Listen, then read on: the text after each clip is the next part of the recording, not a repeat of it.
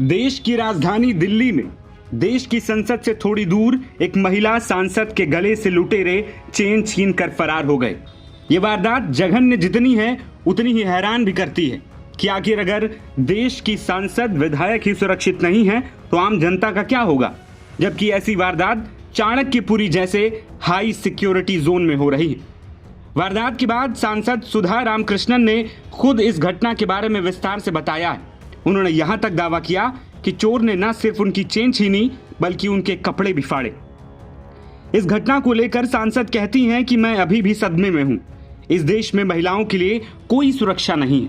मैं तो इस समय एक आम महिला के बारे में सोच रही हूं, आखिर वो कहां जाएंगी। दिल्ली में इस समय एक महिला मुख्यमंत्री है, लेकिन सेफ्टी और सिक्योरिटी कहां है। अगर वो मेरी गर्दन पर वार करता तो मैं तो मर ही जाती। सुधा आगे कहती हैं कि आरोपी ने मेरी चेन तो लूटी ही, उसने मेरे कपड़े भी फाड़े।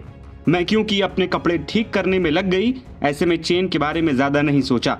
आरोपी तो तुरंत मौके से फरार हो गए। मैं चिल्लाई, हर कोई सड़क पर था, लेकिन किसी ने भी मेरी मदद नहीं की। इस बात से मैं और ज्यादा हैरान हो गई। इसके बाद मैं तमिलनाडु गेस्ट हाउस की तरफ आगे बढ़ी, जहां मुझे 2 पुलिस अधिकारी दिखाई दिए। मैंने पूरी घटना के बारे में उन्हें बताया, लेकिन उनकी तरफ से ज्यादा प्रतिक्रिया नहीं दी गई। उन्होंने सिर्फ हमारा फोन नंबर लिया और नाम जान लिया। उन्होंने मुझसे कहा कि मुझे थाने में आकर शिकायत दर्ज करवानी होगी।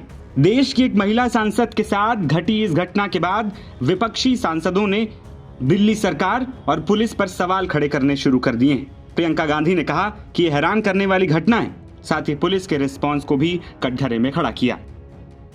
तरीके की चीजें होती हैं। हाँ।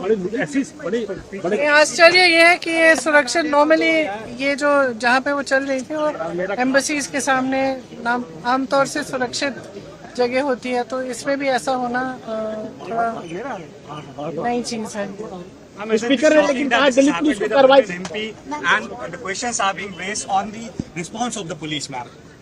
Yes, unfortunately, she says that when she approached the vehicle, the police vehicle, there they didn't have much. They didn't respond. So it's obvious that if that's the case with an MP, that ordinary women, when they go through these things, which is an everyday issue that they have to face, especially in cities like Delhi, there's so much violence against women, crime against women. So that attentiveness must be there, and I think everybody across party lines would agree with that. देश के अंदर जब ये कहते हैं कि महिला सुरक्षा, महिला, जब एक सांसद इतने सुरक्षित क्षेत्र में सुरक्षित नहीं है तो देश के अंदर अन्य भागों में क्या हाल हो रहा है ये सबके सामने। तो कानून व्यवस्था तो ध्वस्त है। आज सरकार पूरी तरीके से चरमरा चुकी, हर उसके ऊपर लोकतंत्र के मंदिर में लोकतंत्र की रक्षा के लिए बात करने को तैयार नहीं है। अगर लोकतंत्र नहीं बचेगा तो पार्लियामेंट का क्या होगा? पार्लियामेंट के कोई मायने नहीं रह जाते अगर लोकतंत्र ही नहीं रहेगा।